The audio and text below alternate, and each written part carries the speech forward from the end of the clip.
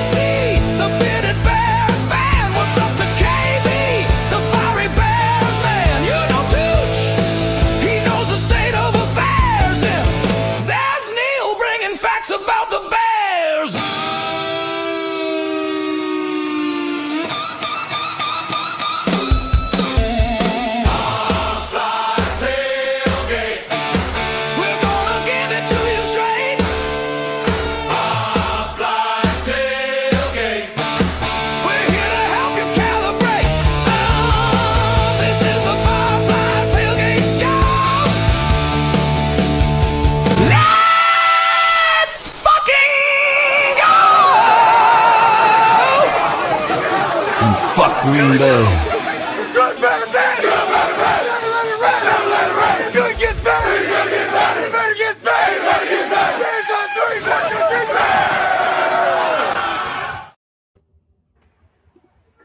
Here we go, Barflies. Welcome to the Barfly Tailgate Show. You already know it's done by Barflies, for Barflies, and all the other Bears fans out there. First and foremost, congratulations to your Chicago Bears. Became NFC North champions last night with the Packers choking it away against King Henry and the Baltimore Ravens. Just a beautiful night last night. Bears, just if we could take care of business, fellas, that number one seed is hanging in the balance. Obviously, we're going to be Panthers fans today at 1 o'clock. Well, we got to handle business first and be our Bears. So I got my good, better, best shirt on. Shout out to my wife for a Christmas gift. And we have a special guest, if y'all haven't noticed. My man, Bobby Bombs, if you're an old school Barfly Tailgate Show listener or a Barfly, you know Bobby ran this show. He handed me the keys a couple years back, and I feel like I've done a decent job of carrying the torch. But it feels so good to have you back, Bobby. How you been, brother? Yeah, absolutely, man. It's great to be back. You took that car and you drove that thing, man. You're running with it. But, yeah, good to see all you boys. You know, great season. Just brings all the cheers up, and all those old beaten dog syndrome kind of things are starting to leave. But then they're still there sometimes. Like we get that flinch, But securing the North, and then praying on these Panthers today, and just the rest of the season to go ahead and get this thing done, man. We'll see what happens. Absolutely, great to have you in, man.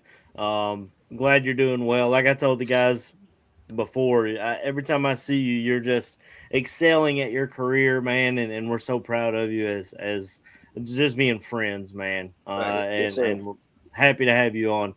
My man Tooch, how was your week, brother? How you doing, man? Man, if I could take a couple seconds to welcome Barflies to the Church of St. Benjamin of Chicago for Sunday service. I got a little something here for y'all. Let me just get going here. There we go. Here we go. We ask this in the name of our Lord and Savior, Jesus Christ.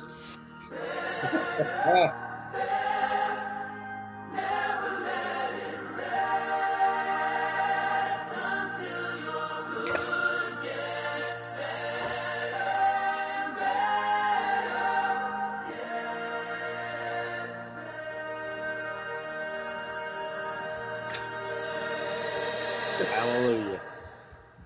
All right, welcome to Sunday Mass. Church of St. Benjamin of Chicago. Woo, man, I'm glad my favorite Marine is here. Thank you for your service. I said before the show, one of my biggest regrets is that I didn't get to do the show with you every week. just here and there. And then, man, NFC North champs, most fun season in a long time, fellas. Playoff football to Chicago. That's awesome. So Thanks. awesome. Crazy, right? Getting some home field advantage. I mean, regardless of where we land, we're going to get a home game at Soldier Field. Yeah. And that place has been rocking lately. I mean, with the Green Bay game and everybody showing out. Oh, man, it's just been nuts. KB, man, how was your week, brother? How you doing? Thanks to the Ravens, too. You know, thanks to the Ravens for their contribution to the cause. Thanks to our arch nemesis, you know what I'm saying, Aaron Rodgers, for doing what he did. Thank you to Max Brosmer. You know, hey, man, in immortal words, one of my favorite war movies is ancient. It's ancient. You know what I'm saying? Kingdom of Heaven. God wills it. God wills it. You know what I'm saying? The Bears going to the playoffs, NFC North champs, baby. My weekend has been awesome. Yeah. 13% at the beginning of the season. Remember that, y'all. 13%. God wills it. Thank you to Pope. Thank you to the Pope. That's what I was going to say, KB. We're starting. Deal on here is awesome. There it is, baby. The Pope. Bobby's got it. The Pope. The Pope. Hey, the Pope. Good Pope. You know what I'm saying? He's strapped with a Chicago handshake. Love. It's just. But it's been a good week, man. It's been a great week, man. It's been a great week. Neil, what about you, brother? How you doing, man? Oh, man, after that quick Tooch segment, I feel compelled to say, feel free to go spread the good news about the Lord. Thanks be to God. Hell yeah, baby. What a week, man. What a week. I mean, Christmas started early with that game on Sunday. Yes. And holy cow. Or Saturday, right? Saturday. Yeah. Christmas started early Saturday night. We had a victory Sunday. That felt like Christmas morning. Yeah. Great week, man. Sure. Great week. I just got back to Chicago last night, spent the entire week with family and, football and food and fellowship and all that kind of stuff, man. It was awesome. Then last night, the Ravens just go ahead and curb stomp. Derrick Henry just goes ahead and absolutely skull drags the Green Bay Packers. Giving us another Christmas present, boys. We got another Christmas present late, but we got it last night. And now we're in a position where as long as we go ahead and handle our business, we're sitting in the driver's seat in the NFC. That is a wild thing to think about compared to where we were after week 2. That is a wild thing to think about, boys. Yeah, I think at the beginning of the season, we were a 1% chance to take the NFC North, like a 1.2 or something. It was 13 for the playoffs, 1 for the North. And now it's like, I mean, they're solidified, right? They are where they are. And there's no worse than nothing, second. There's nothing to lose. Like, you just go out there and do it. And you're playing with house money at this point, right? Yeah, exactly. It's like, just throw that shit on the table and let's see what happens. Like, bet on black. Like, let's go. I do think, like, this game, though, you guys have seen it, I'm sure, with all the passing yard possibility for Caleb to eclipse as the top passer, right? And, like, what does Ben do? Does Ben try to curtail to that and ensure that he locks it in his first season as, the all-time passing, having the all-time passing quarterback in the franchise history? Or does he go ahead and just jam it down their throats and run the ball and kind of stick with what he has? I think there's a little – back and forth in his head of what he wants to do. But who knows, man? We're going to have to see how this all shakes out. Absolutely. Yeah. I mean, if you look at what the 49ers do well, they stop the run really well. So we may have a chance to take advantage of them in the secondary. I know that they've been on a really – I don't think they've punted in 21 straight drives. That's what I saw. They haven't punted in a month. So their offense has been humming, but they played I hate to say they haven't played great competition because that's what everyone told us, but they haven't really played great competition. They beat the Colts. They beat who I'm trying to remember. I had it in my head last night who they played for the last 5 weeks, and none of them were world beaters. But best win is Carolina. They they rush the passer. They're the only team that rushes the passer worse than we do. So that should give Caleb time to sit back there, and if he can continue to hit those throws that, I mean, Tooch showed us the video earlier. I think I've seen it a million times. I've watched that beautiful throw to DJ Moore before he put the cheese grater on his head, which shout out to that company. They're stealing the hell out of those cheese grater hats. Even the Ravens pulled them out last night.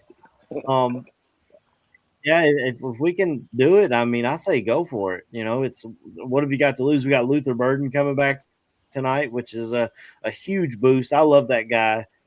The attitude, the spark that he brings when he plays is it takes it to a whole nother level. I think you gotta. I get it. Run the ball, Matthew Fulchese. I see you in the chat. Run the damn ball because that's what we do. But it would be so fun to watch Caleb put like 350 on these dudes and just be like, "Hey, I'm here." Yeah, I loved his press conference from last week when they asked him about the doubters, and he really went into because the dudes held on to receipts. I mean, I know I don't condone DMing athletes, but there were a few times where I just sent Colin Cowherd clips to him when he was early in the season when he was saying this isn't going to work between Ben Johnson and Caleb. I was like, hey, this is a dude who liked you coming out. Just don't forget it. And our guy Caleb doesn't forget. He holds on to all that shit. Yeah, and we're NFC North champs. God, it feels so good. Go ahead, KB. Man, like I said, it's been a wild ride, bro. The Team of Destiny thing I started to get a kick out of, but as the season goes on, it gets more and more believable as you start watching this team play. And like you said, the doubters, you hear people say, "Oh, this isn't going to work. These two aren't going to be able to work together because Caleb plays out of structure. He does this." Like I said, and to be fair, I was one of the people that was kind of skeptical about drafting Caleb, but time changes things. You know what I'm saying? Seeing somebody step up and be more than what you thought they were changes things. Got that right to change my thought process on him. He's a hell of a player. He's special. I say that. I'm not going to go out here and be like, oh, he's generational. He's this. No, he's a special player, man. And that's all we needed. We needed somebody who was special, somebody that can bring everything together. And you start to see that this year, whether he's the focal point or the offense, or whether or not he's just the train driver to the offense.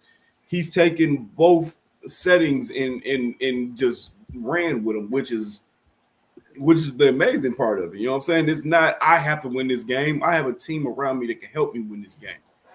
And to me, that's been the key to the success. You don't have to beat everybody by yourself. You know what I'm saying? You got a team to help you win, man. It's just like right now, we got a team. I can't carry this show by myself. AC probably would tell you he could. You know what I'm saying? My boy Neil, my boy Tooch, my boy Bonnie coming out of nowhere. You know what I'm saying? We got this collective team that helps drive this train, man. And that's what you see with the Bears this season. It's been a wonderful thing, man. It's been a wonderful thing. That's all I can say. Yeah. Tooch, what do you think we'll see tonight? You think we'll be running the ball again, ground and pound, or opening up, or a good mix? What? I hope so. The Bears have had a lot of success running the ball. And like you said, the 49ers pretty good against the run. My worry tonight is like my household that the Bears have the flu. Like we all just got over the flu here at my household. And Darnell Wright missed on the Christmas game. Day, man. Yeah, so every Christmas, man, it seems like I'm sick. Christmas last year, Christmas Eve, I was really sick. Christmas Day this year, I was in bed most of the day, feeling better. I started feeling better yesterday. Today is the first. Yesterday and today, the first day I felt like I could do some stuff without coughing up a lung. But losing Darnell Wright. I think the Bears will still have time to throw the ball. Like you said, the 49ers are last in the league in sack rate. I think there'll be a ton of offense in this game. That's the highest total on the board at 52.5 points, expected points. 49ers offense, 26.1 points per game. Bears offense, 25.8 points per game. They're 9th and 10th, respectively, in the league in offense. So I look for some offensive fireworks really tonight. I think we see a high scoring game. Brock Purdy playing at a really high level, 8 touchdowns the past 2 games. Looks like he is back. He had the toe injury. He's still a guy you have to be wary of. He can buy time in the pocket with his legs. Not quite the speed of Caleb. Yeah. But last night's game, man, I tell you, I text you guys in the group chat that I couldn't believe the rushing totals for those two quarterbacks last night. And I hammered the over and played it like a ladder all the way up to 4. I should have gone 50 yards because both those guys, Malik Willis and Tyler Huntley, I mean, we saw both those quarterbacks against the Bears. And they're not throwers, they're runners. Malik Willis looks like a pretty good quarterback. I would be surprised to see him get some offers. Maybe the Jets take a stab at Malik Willis, offer him, a 2-year contract. But I would rather face Jordan Love, I think, than Malik Willis. But Malik Willis has that shoulder. He was grabbing his shoulder last night. So if we do see the Packers in the first round, we're probably going to get Jordan Love. The Bears control their own destiny pretty much. I think that last game against Detroit, there's some Ben Johnson questions. Does he rest players? Does he take it to? He ain't forgot that 50 burger that Campbell hung on him last time we played them. Yeah. Does he want revenge and go all out? Here's some stats. Ben Johnson, Dan Campbell with Ben Johnson, 36-15 record. Yeah. Without Ben Johnson, 11-21-1. It's safe to say that Ben Johnson was a big part of that success. While the Bears went from last to first, the Lions may go from first to last in this division if they lose to the Vikings. Yeah. And both teams could finish 8-9. 8-9, yeah. So I think Minnesota might own the tiebreaker over the Lions, but that's all stuff down the road a little bit. Ben Johnson will have some decisions to make. The Bears really, the narrative favors the 49ers in this game. Bears clinched. They're coming off a high where they beat their rival. They didn't play their best football for about 55 minutes and then stole it. Incredible onside kick recovery. I couldn't believe it. They had a 0.5% chance of winning that game, about 5 minutes left in the game. Ended up getting to overtime. I had another stat where Cairo Santos, I heard someone say it, Cairo Santos is one of the best in the business with onside kicks. So looked around, and since being with the Bears, he's had 6 onside kicks. 3 of them have been recovered by the Bears, so 50% rate. That's just it's insane. We had that. Nahshon Wright might miss the game too. I think I didn't pull I got to pull the injury report. I didn't have a chance to pull it before the show, but Nahshon Wright this season, for a guy who was expected to maybe be the 5th cornerback, 67 tackles, 11 pass defense, 5 interceptions, 3 tackles for loss, 3 fumble recovers, 2 forced fumbles. A big part of Bears' success on defense. As I said last show, that 19.7% of the Bears' defensive drives have ended in a turnover. That's best in the league. They could really use them against the 49ers to get off the field. That's what they depend on, getting off the field. And they depend on the turnovers. And some of those things kind of worry me. The 49ers have a lot to play for. They can win the division. They can get a number 1 seed all the way through. They're gonna be firing both barrels. Mm-hmm. Yeah. This game's gonna be big for either team that wins. Like you said, Tooch. They're both be shooting for that number 1 seed, depending on what happens in Carolina at 1:00. Neil, what do you want to see tonight? Tooch, if you want to look up that injury report, I think George Kittle is also questionable, if I'm not mistaken. So Kittle's questionable, and so is Ricky Pierce. We may catch a break there. But Neil, what do you got on this game? One of these beat writer blogger accounts were saying that it's highly, in massive quotes, unexpected for George Kittle to play today. So that's a massive loss for them. I definitely think that in terms of how we attack this, how the Bears attack this, I mean, it's got to be a balanced deal. You can't rely too much on Caleb's arm. The same way you can't rely the entirety of it on the run. We always talk about the run setting up the pass, and that's what we got to do. We saw it take place last week in the first quarter. We saw it take place last week in the fourth quarter. When we were balanced, we are dangerous, and that's what this thing has to be. I think that you just got to go out there and hammer it, man. Pedal to the metal, pedal to the floor. And with regard to what Tooch was talking about in next week about sitting starters, I don't think you can afford to do that. I think you're still playing for first. And like you boys pointed out, I think that 50 burgers hanging over Ben's head. Ben is a petty son of a bitch now. He is going to get after Detroit's ass in every way possible if he has the opportunity to. So, but yeah, the main point is we do control our own destiny at this point. Bears do control their own destiny. Absolutely. Go out there, take care of business today. You sit your ass in first place. Go and take care of business next week. You lock up first place. And I guess that's provided that Seattle helps us out with the loss in some way down the stretch here. But, hey, just take care of your business and let the chips fall. That's what we got to do. But pedal to the floor, man. That's the way this thing has to go. Bobby, you've been able to watch this game all these games as a fan, just chilling. Didn't have to come on here and talk every week and put your opinions out there. What's that felt like to be back to your fandom this year? Yeah, dude, like I'm taking more Losartan and blood pressure meds than I ever had before.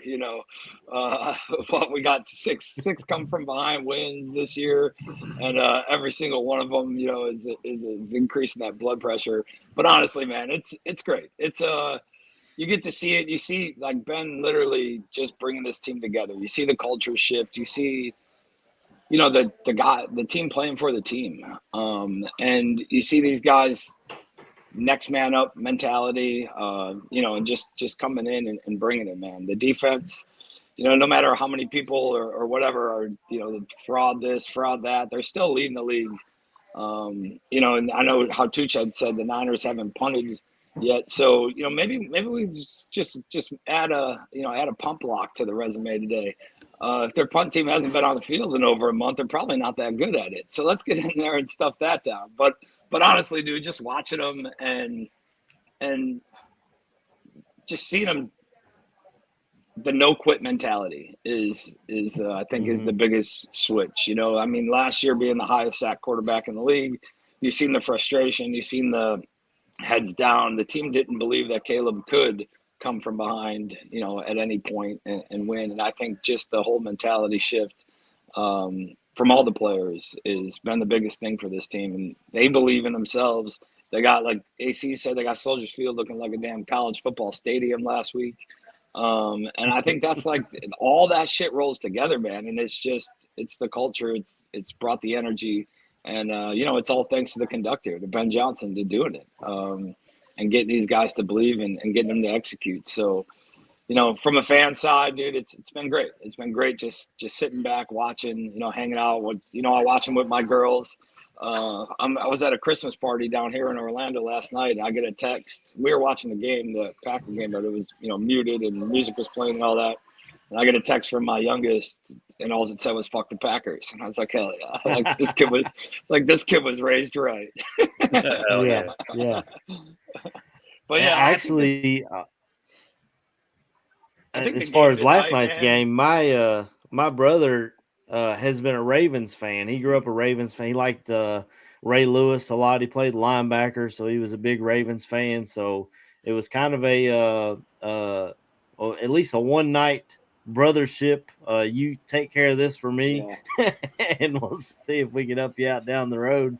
But yeah, FGB, I was getting them from a bunch of Ravens fans at work.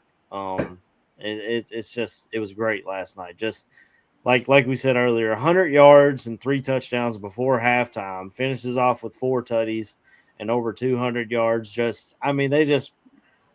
that showed me was, I don't want to say it out loud, but I'm not scared to play the Packers if that's who we have to play in the first round of the playoffs. I know it's hard to beat a team 3 times or 2 out of 3, but they don't look like they want to tackle. I get it's Derrick Henry, and he's a monster, and that stiff arm, oh my God, he's still got it in his bag, bro. That stiff arm was nuts.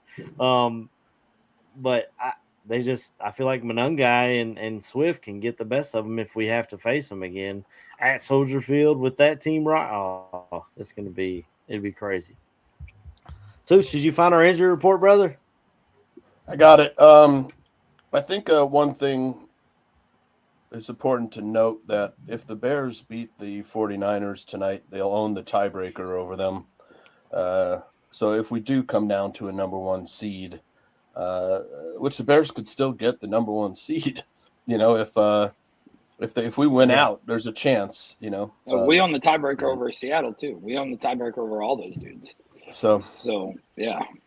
And then the road to the Super Bowl would come through Soldier Field, but I'm having a hard time finding the 49ers injury report. Just a graphic of it. I could read it off, but yeah, a lot of flu. 1, 2, 3, 4, 5, 6 guys with the flu, and that was a problem throughout the week and last week as well. That's just something that's going around. But man, again, the secondary has been, devastated this season. The Bears' toughest opponent has been the groin injury, I think, this season. But C.J. Gardner-Johnson looks like he's ready to go. I know he's listed as questionable. He was a full participant on Friday. Getting Luther Burden will help.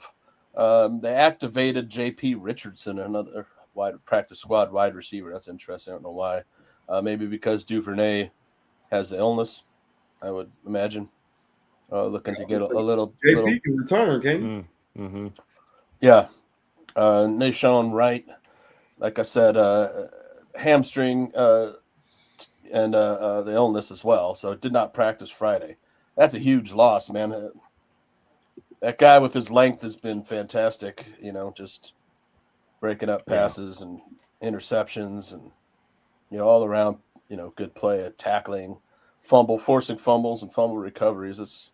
It'd be a big loss. Isn't it crazy to look at how does just the progression of the season? Because the beginning of the season, I mean, we were honestly saying that we needed to find a way to replace Deshaun Wright. Like I actively remember coming on here and saying that, like, we need to anybody in a jersey that you could throw on might be better than him playing right now. And then you look at how the year plays out. I'm more worried about him missing the game than somebody like Jalen Johnson right now. You know what I'm saying? Or, Tariq Stevenson.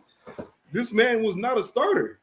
We have 4 more starters that should be healthy and playing in this game. And it's like flat out took Tyreek Stevenson's job. Yeah, it's like, bro, Nashawn not playing. I don't know how I feel. Yep. Mr. Pro Bowl snub himself. The guy leads the league in takeaways. How is he not on the Pro Bowl roster? Oh, they put 2 Eagles on the Pro Bowl roster over him, and I like the Eagles corners, but how does Nashawn Wright not get on that roster? It's absolutely ridiculous. Popularity contest, man. It's all bullshit. Thank you, Neil. You're right, Neil. You're absolutely right. Oh, it is. But who are the back to popular what kids Bobby in was school? saying about trying to block a punt.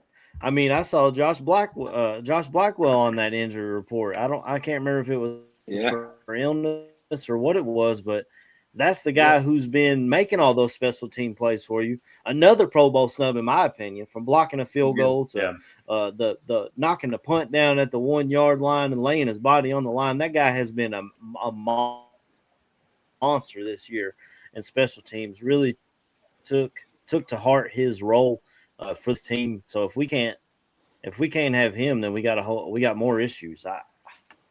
That injury report is I didn't like seeing all those names on there too. I know it's illness and they could probably get over it with some IVs or something, but even if they feel like they can go, you never know how long they can go either. I mean, we've seen guys try to test it and then all of a sudden they can't go. I mean, I don't want to start anything, Bobby. I know Navy beat the Army again this year, but Army played in their bowl game yesterday, and my quarterback played with 101-degree fever and led the Army to a 41-16 beatdown of the Yukon Huskies against all odds. So if he can fight through it for a bowl game, I think I'd love to see Darnell Wright try to fight through it, get him a private jet. I mean, we know the Bears are sparing no expense at this point. They went out and paid Ben what he needed and got that coaching staff together. So if Darnell Wright can go, maybe we'll have his Jordan flu game out there in San Francisco. Yeah, we need a lot of Jordan flu Go games. ahead, Neil.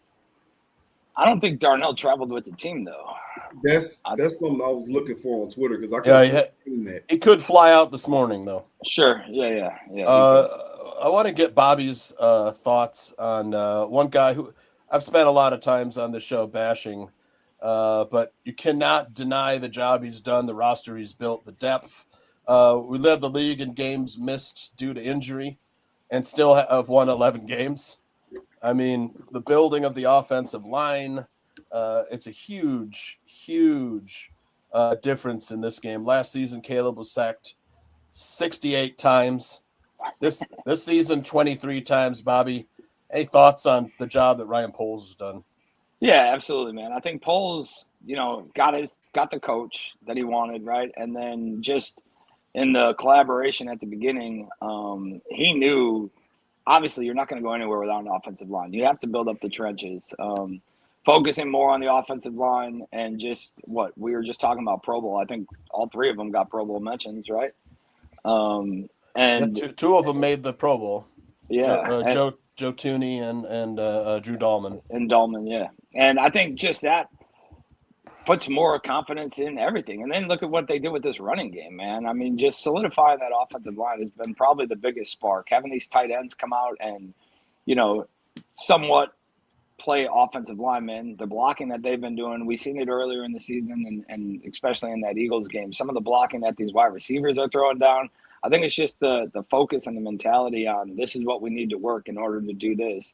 And then you get that veteran leadership in there to take care of business. And I think it's shown in, just troves, man, of what they can do and what we have. I think all of us, I don't think anybody was against these moves. You've seen all these moves at the beginning of the season and you see all these let Poles cook, let them cook type stuff. And then, you see like one dude who doesn't do something and people are like, oh, he's horrible, he's shit. And you always have your naysayers, but you got to look at even the other pickups like Wright we were talking about. Wright was on Vikings practice squad, and some of these other moves that he's made, I think has put him far beyond a lot of the other GMs in the league, man. And just, it's what started it all. You have to build the foundation. You're not going to get in a skyscraper that has a shit foundation. You're just going to plummet to the damn ground. And I think he started off right, built the foundation, and then look at what we got from this offense so far. Yep. Absolutely. Yeah. It's important. Go ahead, too. For years, Barflies, all of us, said, please build the trenches. And he listened. He listened this year. Finally we said we need an offensive line. We got to build the offensive line. We got to draft offensive linemen. And he did. He made some shrewd moves on the offensive line with get Joe Tooney for a 4th round draft pick, Jonah Jackson for a 6th round pick. Signed Drew Dahlman, the best center on the free agent market. Drafted a 2nd round rookie tackle who has come in and played amazing against some of the best pass rushers in the league. I mean, you can't ask for more than what he's done this season to put them in position. I guess we should address the elephant in the room, though, right? I mean, I said it before in the show. There's not a real dominant team in the NFL this season. I mean, for years it's been the Chiefs, and before that the Patriots, and this year some people say the Rams. Every team can be beaten. I mean, you've seen the Panthers beat the Rams. Buffalo isn't that dominant this year. They're not even going to win their own division. The Patriots are tops in that division. Haven't really played anybody. Packers are a down year. It's a 3-way fight in the NFC West. It's anybody's game. I'm anxious to hear your thoughts on Bears Super Bowl chances. I mean, the odds have improved. I think they're a 14% chance to win it all. I got to say, Tooch, coming into this season, the 8.5 was the over-under. We've already hit that and blown that out of the water, of course. We take the North. The next step is to try and get that 1 seed and just keep pushing.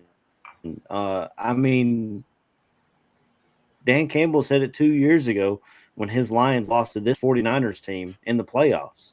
He said, we don't know if we're going to be able to get back here. And here they are now, possibly at the bottom of the division 2 years later. So when you have a shot, you got to take your shot. I get it. We have flaws on our team. We do not have a perfect team. I have been critical of our kicker, Cairo Santos, a lot this season. As far as his leg and his ability to kick the deep ball. But he's done well when called upon. overall. And that was amazing kicking performance, AC. Can we just absolutely acknowledge the hook? It was like a bowler throwing a hook for a strike. One of them. Watching the goalpost do this. I don't know how the ball went through the middle of it. It was crazy. We wouldn't have won that. Santos is a phenomenal golfer. We don't win that game without Santos. We don't win that game without absolutely not.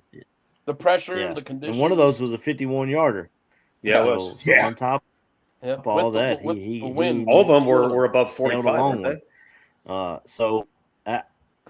Yeah, I mean, when you got a shot, man, you've got to take your shot. I watched Joe Burrow make the Super Bowl in his second year, and he's still trying to get back. I mean, they're missing the playoffs. That's an hour from me, so I see it, all the time. Of course, they trust Joe Burrow, and I still think he's a really good quarterback. I think they need a better coach, but when you're there, you got to take your shot. That's the bottom line, regardless of if you got holes, if you don't think nobody's perfect. Like you said, Tooch, we watched the Rams come across the country and lose to Carolina. We've watched Seattle drop some games. I mean, they beat the Colts with all field goals, and they're the number 1 seed right now. So it's anybody's game. I think the Broncos are pretty tough, especially if they get home field advantage, but they just beat a third-string quarterback on Christmas by a touchdown, a game that they should have dominated.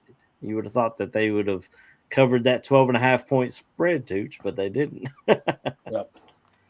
Yeah, I think it's time to break out the meme for Bobby. I'll let everybody else talk, though. Whoever. Bobby, she says coaching matters. What do you think? She's absolutely right. She could join the team. We can coach her up a little bit, see how things go here. I think it does, man. I think, like AC was saying, every team has holes. Every team has shown that they've been put on their back and they haven't gotten up. The 10 count hit, and like they've lost to teams that they shouldn't have lost to. And it's the same saying as always, any given Sunday, but you roll in, and I think there's teams that they start to get beat and they just lay down. That's it. It's over, right? Like, it's a loss. And then you got the Broncos, the Bears. You got teams that are getting beat that find a way to turn it around and have that rocky moment at the end and put the Russian down. You know what I mean? They just get beat the whole damn time, and then the end of the game they turn out and they're the winner. Outside, the Broncos have it as well. They've done it all year. Bo Nix has done that, the fourth quarter comebacks. But Caleb has done it more than anybody. And I think that there's a lock-in time. I really wish it would, start in, the third quarter because, like I said, with all these other frustrations and heart meds, man, start the comeback in the third quarter. Why wait till fucking 2 minutes left in the fourth? But either way, it's happening. And I don't think anybody wants to see the Bears. I don't think anybody wants to see them at home. And, regardless, if you throw stat to stat line, you got a team that comes back and wins in the fourth quarter. You got one of the top rushing offenses in the league. You got the top, defense gaining turnovers, takeaways. You're stupid if you're saying that that's the team we want to play. You know what I mean? It's not it. And granted, it's a thing that, has been said in the past, give us the Bears in the first round. But it's not a thing anymore, man. And then Seattle, you got Sam Darnold. I'd have to look, but I'm pretty certain the dude's on 1 week, off the next week, on 1 week, off the next week, on 1 week, and then maybe on another week in a row and then off the next week. And there's not many teams that I'm worried about playing. Would I really like to take the Packers in the first round and just fucking diminish all their hopes and dreams? Absolutely. But I think I want the first seed more than anything else. I want the whole thing to come through Chicago. Hell yeah. And go from there. You can't go out, and I know we kind of talked about it earlier. You seen last week and the week prior, Ben Johnson, Caleb, DJ, everybody's saying we want the fans involved. We need the fans involved. Liven this thing up. Let's go. And then say if we beat San Fran, are we sitting and they're saying possibility of sitting starters. You're not asking the fans to live it up and then sit in your damn starters. You know what I mean? Unless you're absolutely there's no percentage whatsoever for you to increase.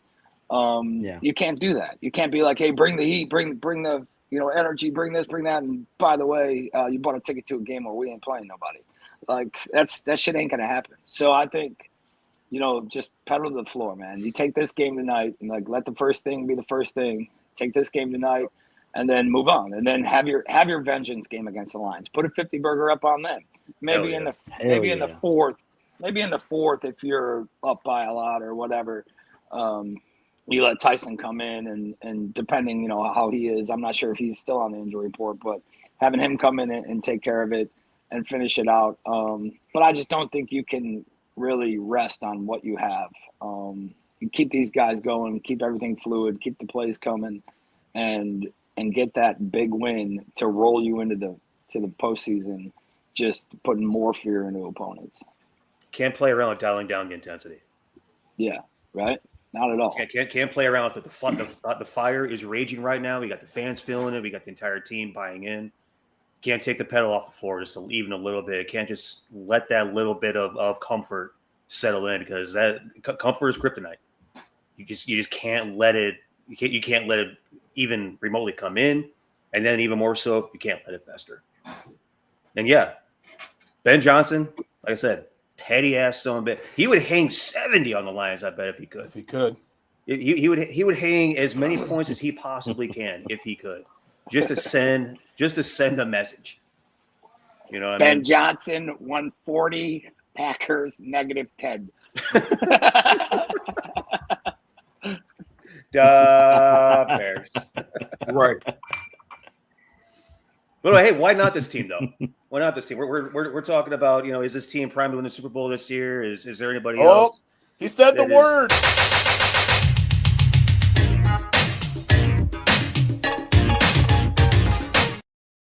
Yeah.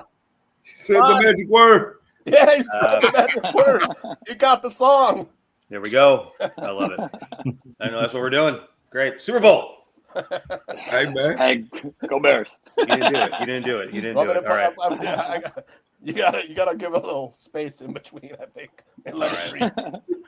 Hey, you can play that thing on loop. I don't really care. That was my favorite song when I was a little kid. Come on. Oh yeah, me too. The funniest thing about that, and it's a quick history piece, but the funniest thing about that is they didn't know that it was a Super Bowl thing until like midway through recording it. They just thought it was a celebration thing, and then they started hearing people say Super Bowl Shuffle, and they were like, "Wait, we don't want to do that yet." And they're like, "It's already done. Like everybody's already recorded their pieces. We just need you guys to sing the chorus." And they were like, "What the fuck?" Yeah, so they didn't know it was a Super Bowl Shuffle. They just thought it was like one of those flashy fucking McDonald's or whatever commercials they were doing back in the day. Local. It would only be local. Yeah. It's what are we doing right now? Doing this shit when we were supposed to be focusing on football. Yeah, exactly. And I guess at that point you had to go ahead and crush everybody you're playing for the rest of the way on out, because you can't be doing that type of silly nonsense and go out and fall flat on your face. Facts. At that point, you're ultimate. That's an ultimate back of the wall situation. Yeah, you would end up looking like some video, of these. and then you'd end up looking like some of these podcasters the last couple of weeks, saying how the Bears weren't going to make the playoffs and how the Lions were coming back to the top, or all these. I've been loving it. I've been loving it, Bobby. Fucking ba-da-ba-ba-ba. I trolled so many. Now that's all I get on my X feed.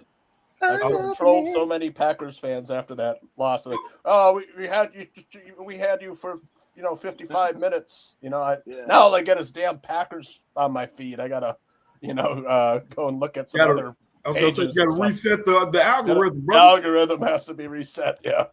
I was gonna say my favorite one was I'm sorry. The Bears. Sorry, Bears fans. The Bears aren't making the playoffs.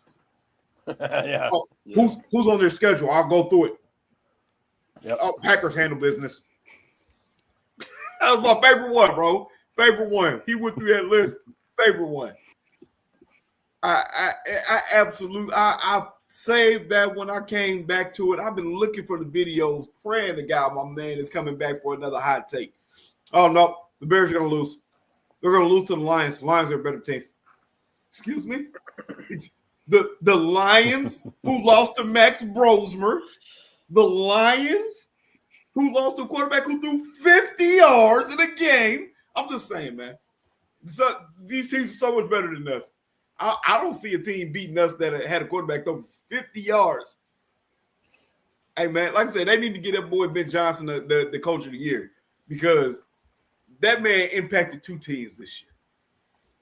Came to the Bears, got the Bears where we are. Man, that's an excellent point. Clearly was the difference maker, and the coach was the one whose playbook it was. Unlike, you know what I'm saying, the one Detroit Lions fan on the podcast saying that it was Dan Campbell's offense. Yeah, you're right. It was Dan Campbell's offense. Dan Campbell's offense didn't beat the Vikings there on Christmas Day. You goddamn right. You got one thing right. It was definitely Dan Campbell. I understand. It's just no words, man. You got to be a little bit more confident in your team, man. I get it, but to sit there and try to down talk another team because what we had it together, but your team has only got like what 2 winning seasons in how many years? Like, come on, bro. I'm just saying, man. I'm petty. I'm petty to the max. I'm following these pages. I watch them. I give them their watch because it's hilarious, and I'm watching the comments. I'm all in them, bro. My algorithm is messed up too. Is what I'm trying to tell you too. Man, I don't think there's anybody more petty in the group right now in the entire bar room and cracking skulls out there like Greg Gabriel is right now. Ooh, yes. Greg Gabriel is getting after some ass right now. And as he Having a should. blast. As he should. The way that people Dude, come after that man, he don't even be saying stuff at the time. Oh yeah. Yeah. You got one of the that better too. things I seen was one of the Packer ones saying how, wow, you guys beat a backup quarterback and this and that, whatever. And then the dude's response is, you mean like Justin Fields, Mitch Trubisky, Mike Glennon? And he just starts going off of all the Bears quarterbacks the last, like, I don't know, however many years, man. But it's just a list of backup quarterbacks. And he's like, but I mean, granted, I get it.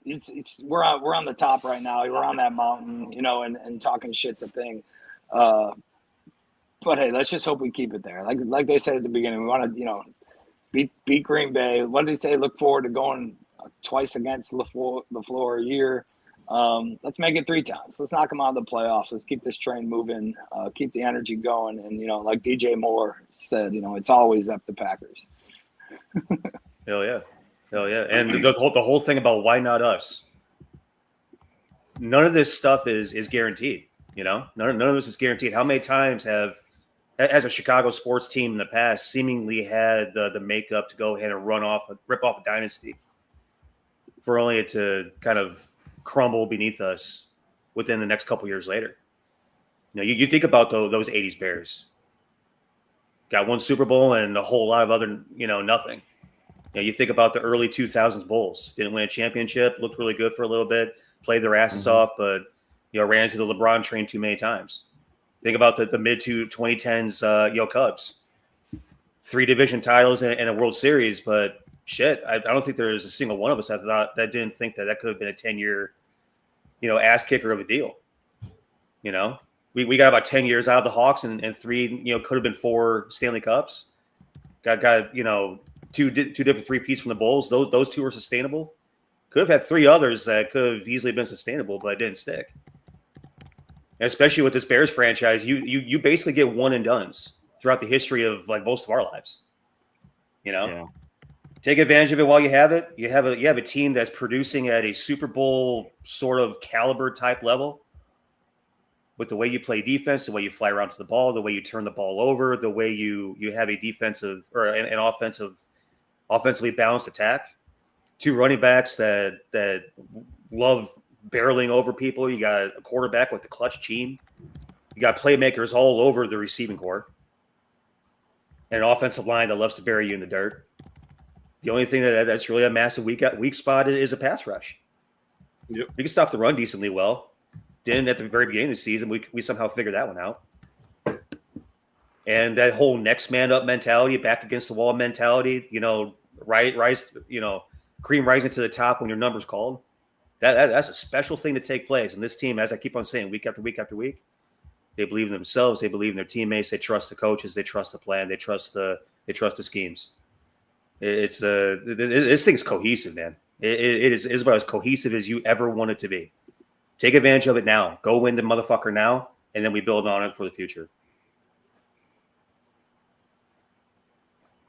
Kittle did not participate in Yeah. practice. Bobby, you were talking about us playing backup quarterbacks like Caleb Haney in the NFC Championship game. Yeah, exactly. I'm just saying you can't. I was watching you can't talk shit about us beating a backup quarterback when we've just been beaten down. The Tooch was talking about where his name's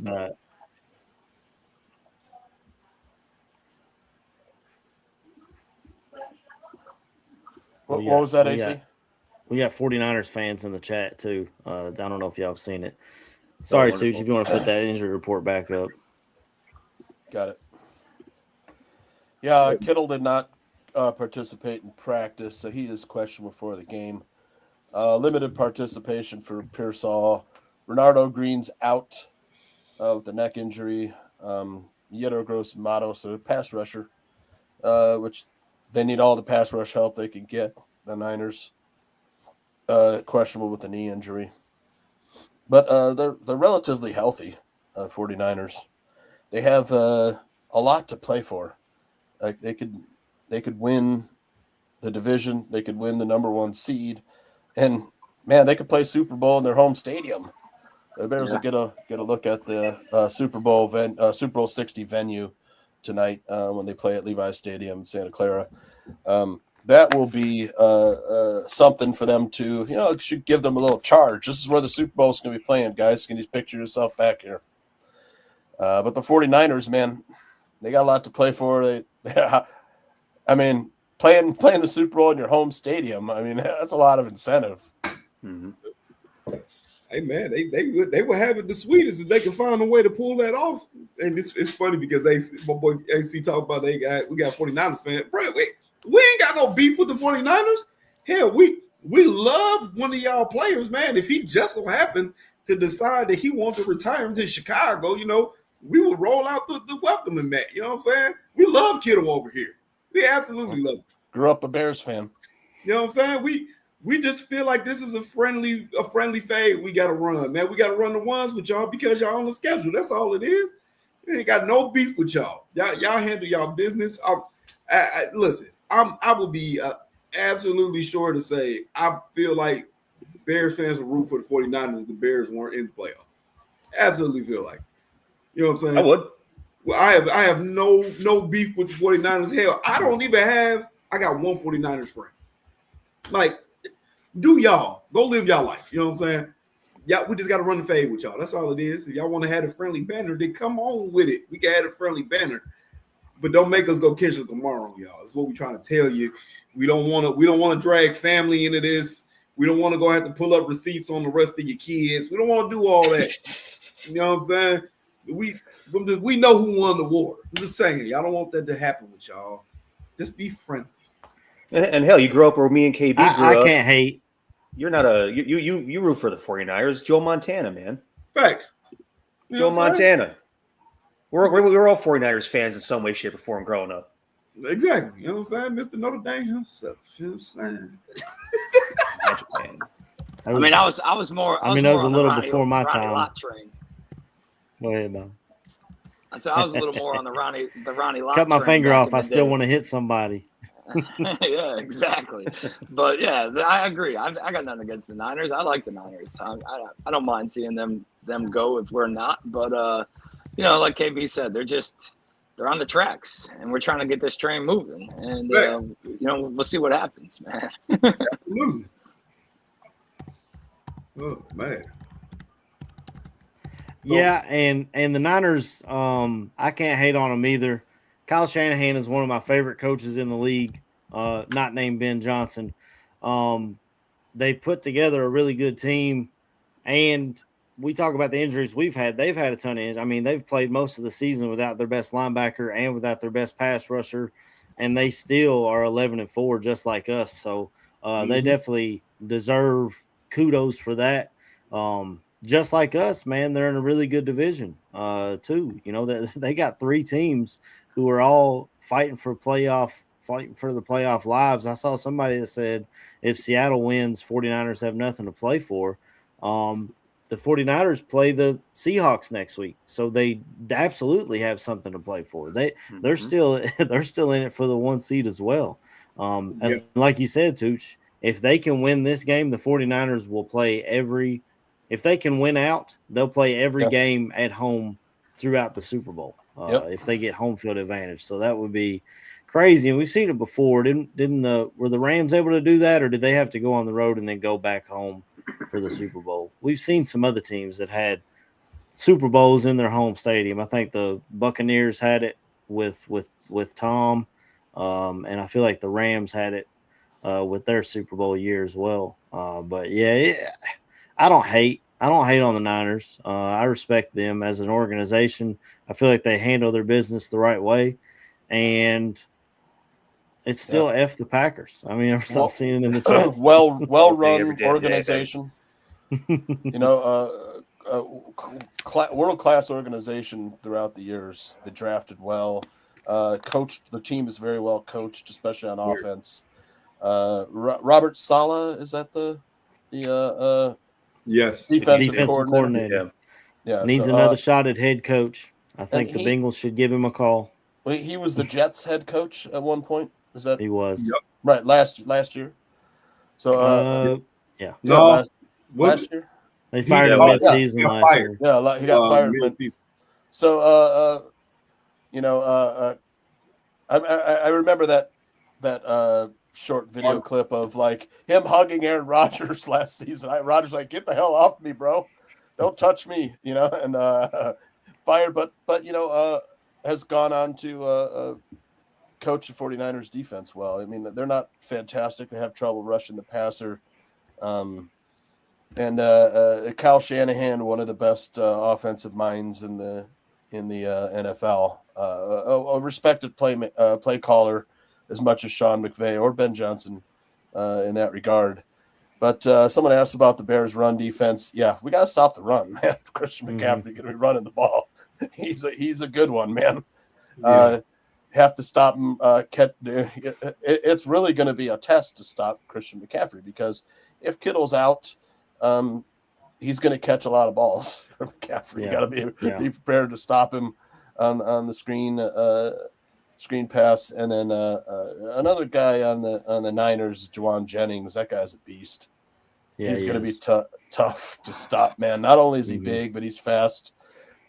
He scored a touchdown, I think, in 6 touchdowns over the last 5 games. So red zone threat. From Bill Walsh to Kyle Shanahan, the 49ers just a class organization. Yeah, they had a small down trot year after Jim Harbaugh or before Jim Harbaugh, where they hired that offensive line coach. That's the only time I can really remember. Mike Singletary didn't really work out over there. Right. Historically said he couldn't win with them. But you're right. Classy organization. They hire people the right way.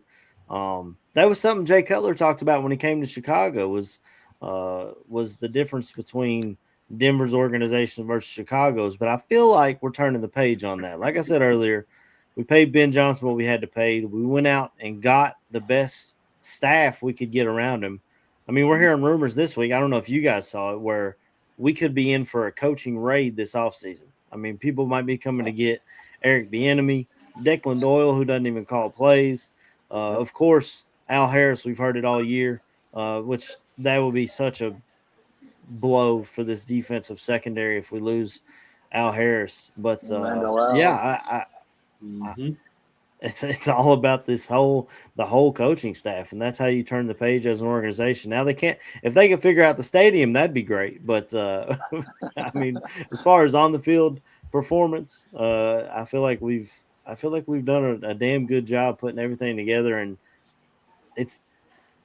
I know George McCaskey's gotten a lot of hate, but he deserves a lot of credit for putting his pocketbook up and doing what needed to be done to put a winner together. Like he said, he's a fan. He's not a football evaluator, but I'm sure he's been enjoying this year too. I really wonder about that stadium BS that's been happening in the background. If I were the Bears, I would just start building at Arlington Park. Let the county and Arlington Heights figure out the logistics after they get 1 million complaints about traffic in the area. They'll start fixing the roads. I just start building it. Look, here's here's the entrance to the stadium. Here's you could take the metro. We got our own metro stop. You know, Yeah. it really is the perfect location for them. I know Bears fans want the elements and stuff, but that really isn't the modern day NFL because a lot of these stadiums can generate revenue by hosting other events like a Final Four, college football championship, Sure. concerts. Mikey's not happy that we were glazing San Francisco. Hey, I'm just saying we don't hate them like we do the Packers. No. It's I mean, Yeah, you can respect another franchise for the way that they operate. There's no problem. on the stadium side of the house, I thought correct me if I'm wrong, I thought the whole beef with the Arlington piece was the taxes that they're going to have to pay, and they're trying to avoid the taxes. So I think if they start building, though, that's it. They're going to have to pay them. I think the plan is to get all that done up front and then, have something to do. It's all tax. They're beefing about the property tax bill that they'll incur. Right now, I think they're on the hook for $176 million on an unimproved property with no structures. And they think rightly they think that's unfair. Yeah, you said just set up a GoFundMe, Tooch. Let's do we're a poverty franchise.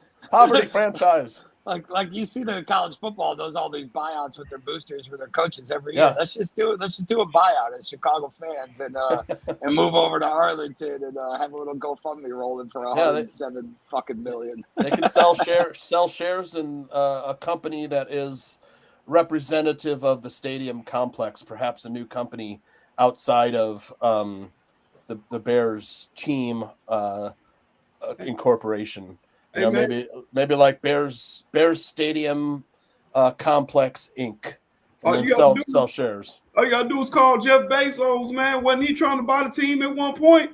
Get that motherfucker in the building, man. Give him like 25% of the stadium. Do something stupid. You know what I'm saying? Get that man to pay it. He'll do it. Shit. We have an Amazon complex right outside the stadium. Amazon Prime Stadium. Right.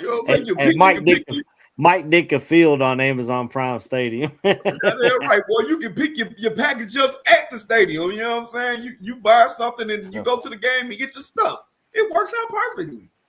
Every game on Amazon Prime, it kind of becomes like the Cubs on WGN. Everybody around the country sees the Bears games.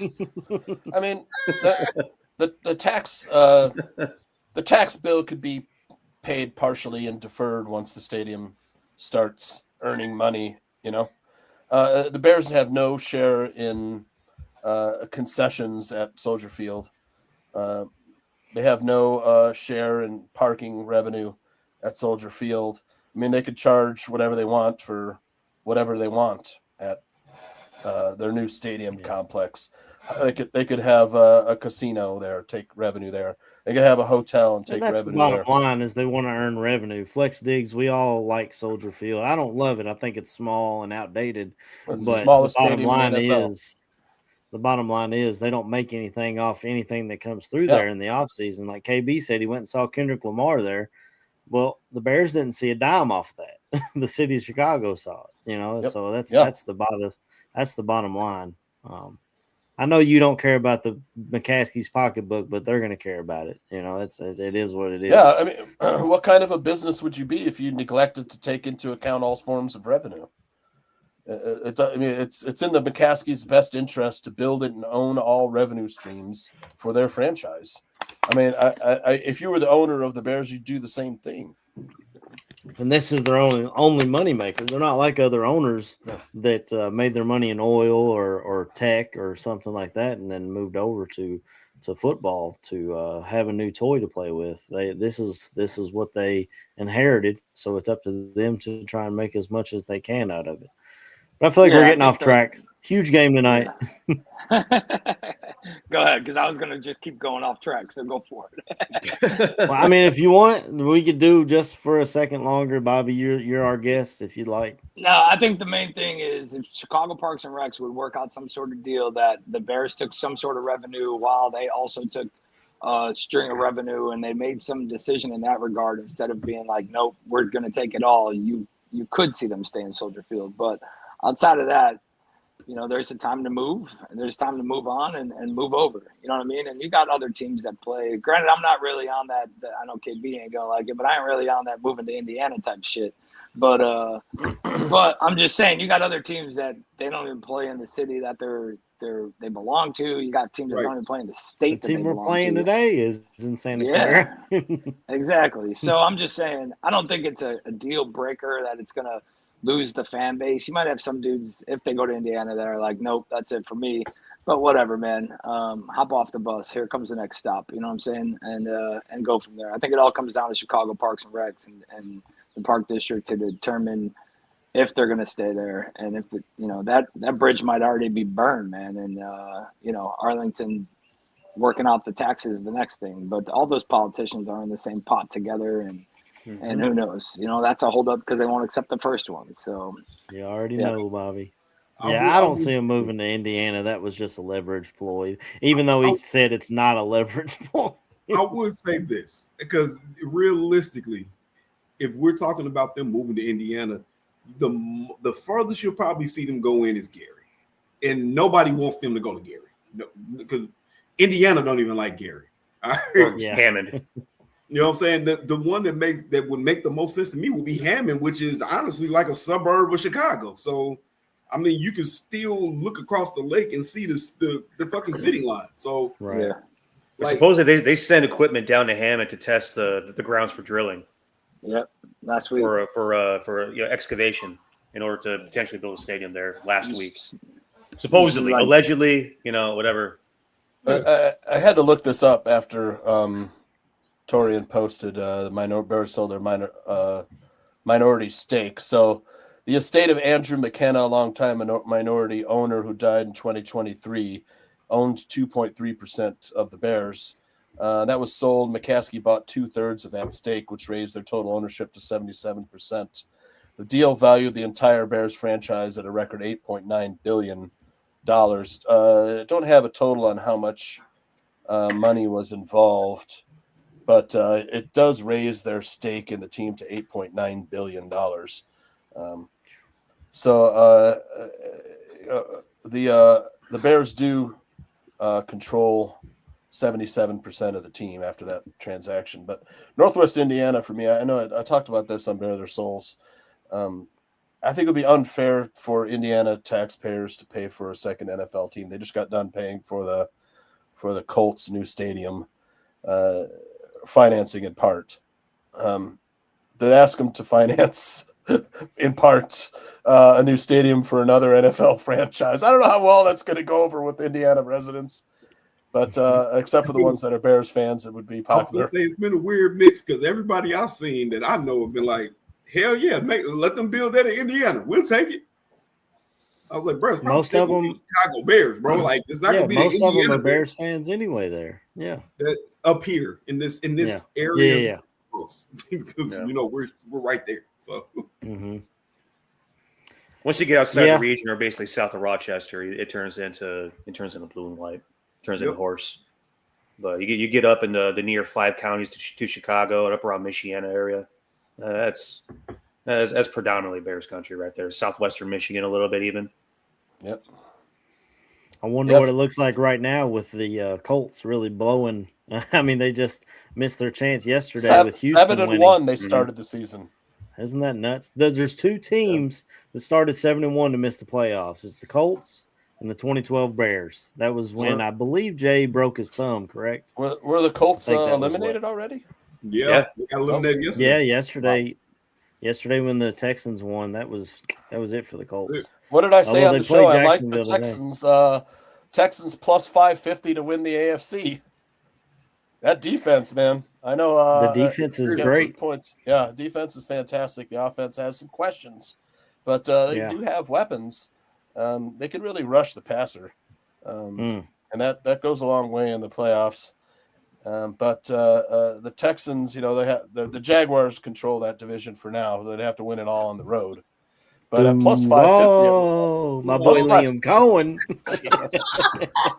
It's a team a lot like the Bears, the Jaguars. Yeah. A brand new offensive coordinator, head coach came in, turned around the career of a overall number 1 overall draft pick, and Trevor Lawrence, who balled out last week. Man, been playing. I think well.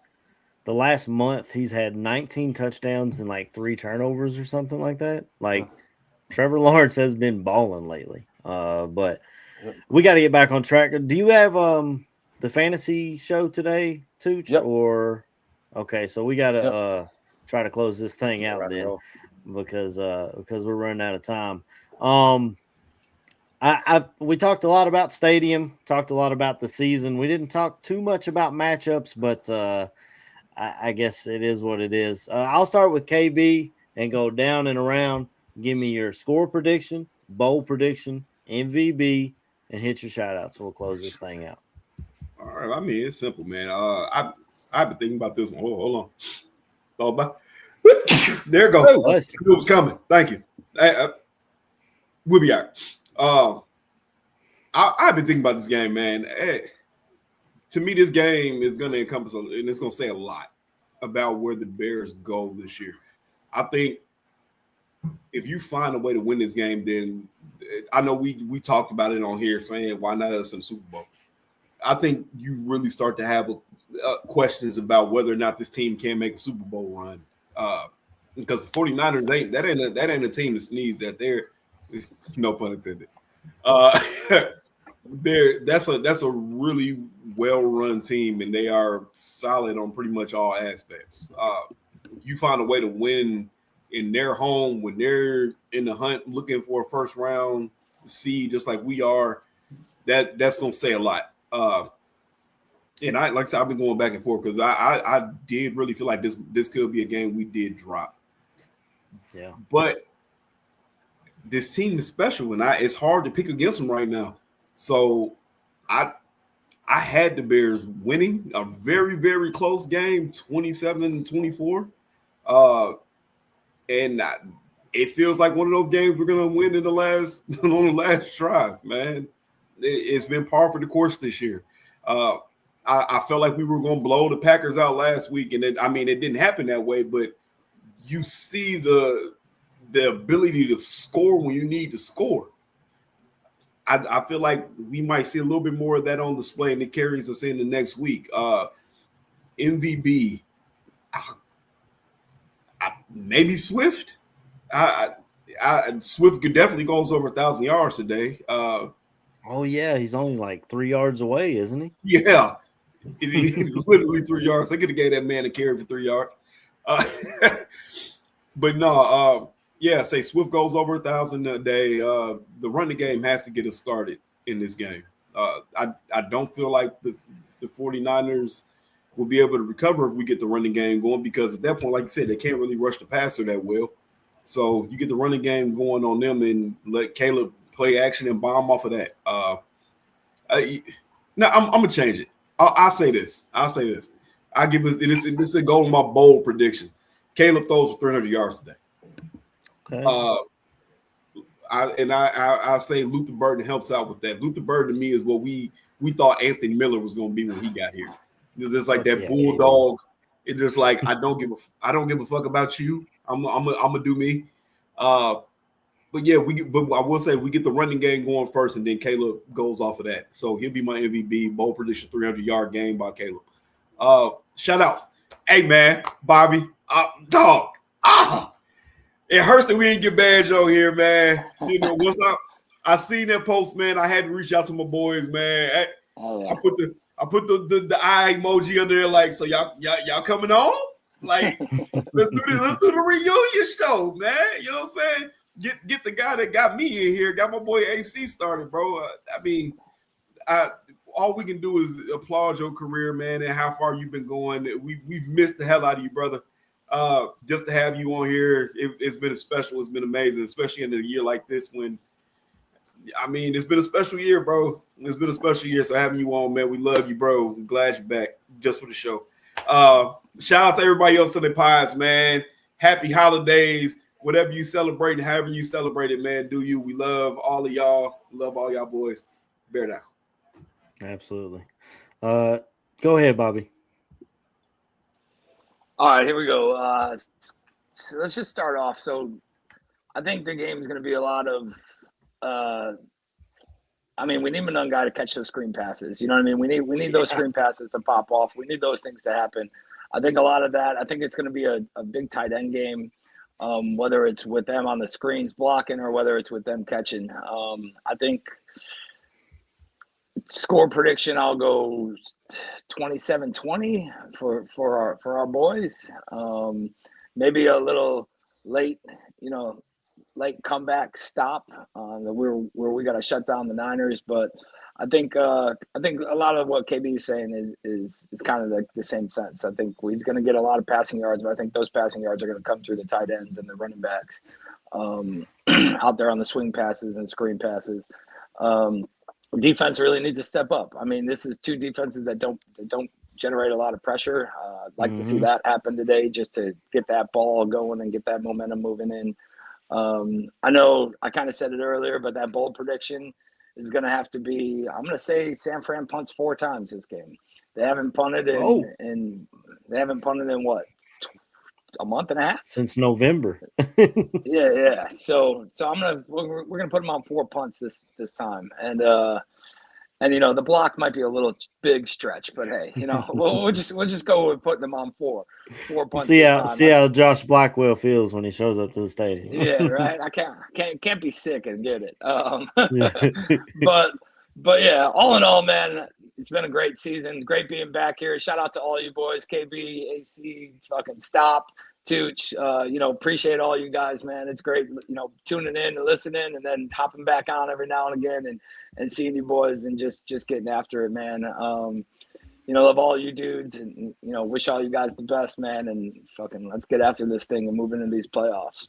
Bear down. Hell yeah, bear down. Go ahead, Neil. Hell yeah, Bobby. Hell yeah. All right, so 27-25 is a score that speaks to me this week. I think it's going to be a back and forth boxing match. Every puncher has his chance, and then blows are going to get thrown today, I think. Bold prediction. I think every time we've gone to San Francisco throughout the entirety of my life, we've gotten our asses stomped in. Bold prediction. That's not going to happen today. But even more specifically, I think that, so many times when games come down to the end, it's the offense needing to execute in the final minute, the final seconds, put together a 4-minute drive, put together a fourth quarter comeback, whatever the case may be. I think the defense is going to step up and win this one today. I think the Bears are going to find themselves in probably a 1-score game, 1-possession game potentially late in the fourth. And we're going to have to rely on guys like Nashawn Wright, guys like Tremaine Edmonds, guys like Edwards and Booker, and getting to the quarterback. Rely on those guys to force some chaos to go ahead and pull this one out today. 27-25. I'm not sure how the hell it's going to finish, but I do feel like it's going to be a defensive stop that's going to go ahead and bring this one home. Most valuable Bear. I'm going to talk about protection up front. We were at a position last week where we were running a lot of 13 personnel. We were relying on the big boys up front to exert their physical will, and I think we did a whole hell of a lot of that. Definitely an improvement over the first Packers game. For certain, it's definitely an improvement over the first Packers game. I think we definitely pushed some boys around a little bit, last week, and was pretty pleased about the way that the big boys up front played. So I think that keeping the quarterback clean, opening up holes for Swift and Mighty to go ahead and get that ball rolling downfield, and allowing Caleb to cook back here with plenty of time to go ahead and go through his progressions, his reads, and deliver the ball. He's been doing a great job of doing all those quarterback specific things. I mean, we talk about the growth projection of Caleb Williams throughout the course of this year, and every week it seems like he's up and to the right in some way, shape, or form. Mm-hmm. We've seen him go through some tremendous growing pains in his second rookie year, but also oftentimes within games, just a remarkable response by the kid, especially having that clutch gene that he has, man. He rises up when it's time to rise up and delivers when it's time to deliver. So big boys up front got to get it done today, though. Shout outs, man. It is Clutch Caleb, man. Captain Crunch Time, I think, is what Joniak went ahead and threw down over the radio waves last week, man. That was awesome. His final call on that game-winning play, I listened to that so many times. That was awesome. That was great stuff. Tremendously impressed by Joniak every week. Mm-hmm. He's a dog. But shout out to y'all boys. Every week I say it, but it's true. A pleasure and an honor and a privilege to be on here every Sunday on the best damn pregame, game day show in America on planet Earth. This is awesome. Bobby Bombs, man. Good to have you back, brother. Man, it's been a lot of fun today. Shout out to the chat. Y'all boys always do a good job of coming in here and bringing it hard every single week. And hey, man, it's still Christmas season. Merry Christmas to everybody out there. Hope you all had a tremendous week with your family, your friends, your loved ones, anybody that matters to you. Absolutely. And you spent all that time right. You ate a bunch of good food, drank a lot of good drink, and you just had some good times with great people. On that note, I'll leave it with Bear Down. Bear Down. Go ahead, Tooch. Well, it's hard for me to pick in this game. I think the teams are very evenly matched. In fact, the all-time series between the two teams is 33-33. So whoever wins this game will own the lead, whether temporarily or. And then Bears record on Sunday Night Football 18-31 overall. They're not good on Sunday Night Football. Momentum's with the 49ers. It feels like a game that the Bears, maybe take one small step back for a big step forward. I wouldn't be surprised if the Bears lose a close one, but if they're close, they can always steal them, which is why I have such a hard time picking in this game. I like the over in this game. Yeah. I think there's plenty of points in this one. In fact, the line moved from 51.5 to 52.5 overnight. So somebody's betting on the over. In both quarterbacks projected over their passing total today. Man, can I say the game ends in a tie? I mean, that's possible, but we don't want that. I got to take the 49ers in this one. I think the Bears cover the spread, though. I'll say 27-26 Niners. I'll be rooting for the Bears. The Bears are sick. They're traveling. They got injuries. I won't be surprised if the Bears steal it, though. Yeah. It's just the gambler in me says the narrative 49ers. But I'll say my most valuable Bear is Caleb Williams tonight. If they're going to win, he has to play well. They can't dick around for 55 minutes and then try and steal it in the fourth quarter again, because this team could punish you on offense, the 49ers, Absolutely. I mean. So I'll take Caleb Williams as my MVP. All right, hit shout-outs. Shout-outs, man. Thanks for dropping by, Bobby. It was fantastic to see you again. I miss you. I regret not being able to do that many shows with you over the years. And best of luck. And go Bears, man. And Aldo for bringing it all home and letting us have this venue to, produce a great show on Sundays. And then all my co-hosts here. Shout out, stick around for fantasy football. Goon, if you had Derrick Henry in your lineup last night, you're probably winning your championship tonight. So, or if you're going against them, I'm sorry. I should have known too. I was like, I'm playing in the championship in a guillotine league, and I was like, Derrick Henry, you're down to two teams, and there's a lot of great players on the waiver wire because the washers are only so big. And I thought, man, the Ravens have got to run on the Packers. The Bears ran on them. They can be run on. And I didn't pick up Henry and stick him in there just because, he kind of has had a season where they didn't run the ball like they did last year. They didn't run the ball as much as they should. There were times when you get like 14 carries and 100 yards, and then they'd sit him in the second half of games. They were up 11 on the Patriots, and he didn't touch the ball. He didn't touch the ball again after that. Ridiculous. So best of luck to everyone who's playing in their fantasy championships. Stick around for fantasy football Goon right after this. Absolutely. First and foremost, shout out to my man Bobby Bombs for coming on here. We're gonna try and get Badge on. Maybe at the end of the year we'll do a big celebration podcast where we just talk Bears and everything that we've accomplished this year. So we'll talk to, maybe we could talk to Aldo and see if we can get it as a whole ballroom thing. That'd be really cool. But definitely shout out to you. And I do want to say happy holidays to everybody, and a special shout out, Bobby, as a veteran, I'm sure you've been overseas during Christmas and watched your kids open Christmas gifts over Zoom. So don't forget your service members who are overseas during this time, and first responders, KB. I know this is a tough time for y'all too.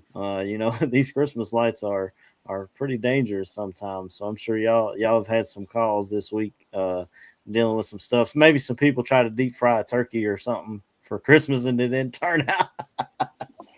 I'm sure you got stories. Anyway, yeah, we'll just get into it. I see a lot of points too as well, Tooch, with both of these defenses. I think both these teams get over 30.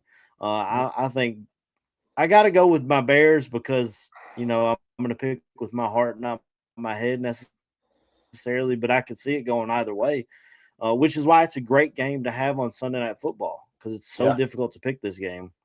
But I got Bears winning 38-35. Cairo Santos hits a game winner as regulation ends.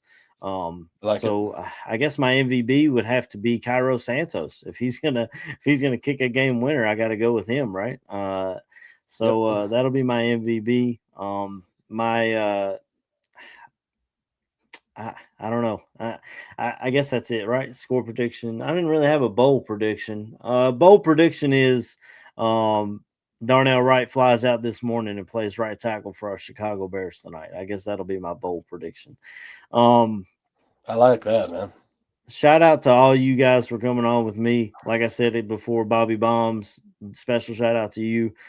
Last time, I saw you, it was 6 years ago or 5 years ago or so. It's been a long fucking time, but it's always great to see. And you don't age. I think Bobby's a vampire, y'all. I swear to God.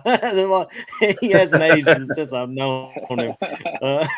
Dude, I've looked 60 since I was 20. Shout out to you for coming on here.